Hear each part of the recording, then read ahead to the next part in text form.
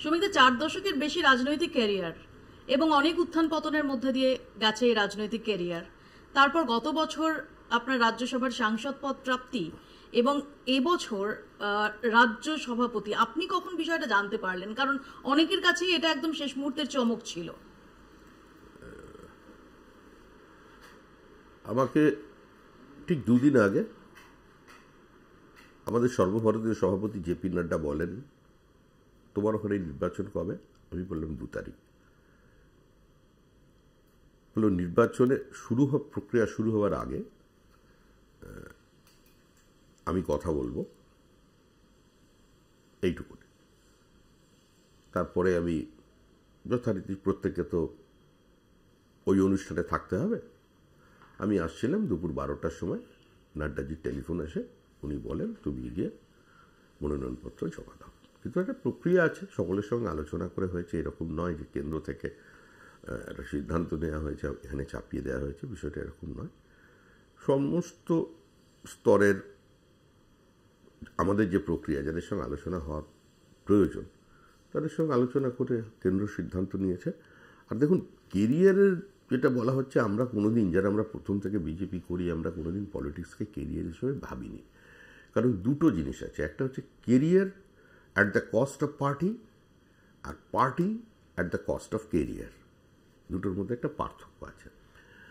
আমরা যখন থেকে বিজেপি করতাম, মানে আমি ছোটবেলা থেকে স্ট্রিট কর্নার করি, তখন 1 ঘন্টা বক্তৃতা করলে 8 ঘন্টা বলতে হতো যে আমরা জনতা পার্টির নই, আমরা ভারতীয় জনতা পার্টি।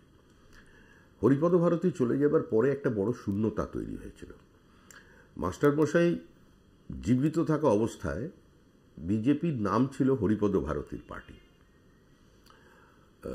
বিভিন্ন ব্যঙ্গ বিদ্রূপ হয়েছিল, এবং আমি যে সময় থেকে পার্টির, মানে পশ্চিমবঙ্গের অত্যন্ত পরিচিত শব্দ বন্ধ হচ্ছে হোল টাইমার, সেটা একটা বিশেষ ঘটনার পর। সেটা খুবই মজার, বেদনাদায়ক একই সঙ্গে, যে 242টা কেন্দ্রে আমরা প্রতিদ্বন্দ্বিতা করেছি। শ্রীমতী গান্ধী মারা গেছেন। আমি মুর্শিদাবাদের একটি জায়গায় নির্বাচনে ছিলাম বেশ কয়েকদিন, 1984। তা তখন শিবপুরে থাকতাম।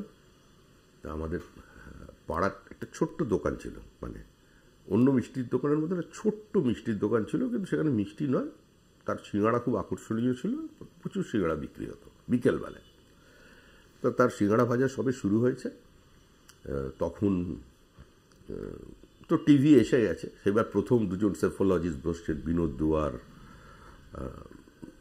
অ্যানালিসিস হচ্ছে টিভিতে।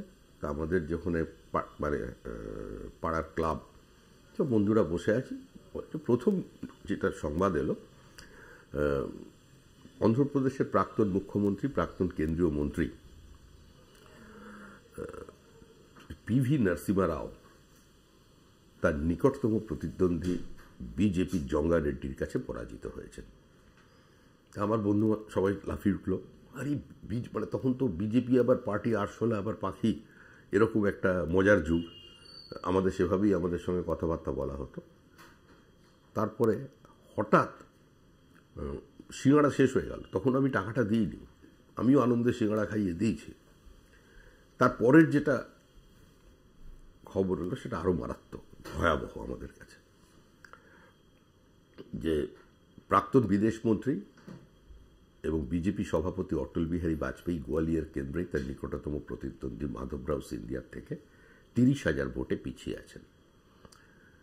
242 থেকে আমরা 2, মানে লড়াই করে 2তে নেমে এলাম। আমাদের দেখে লোক মজা করে বলতো যে হাম দো হামারা দো।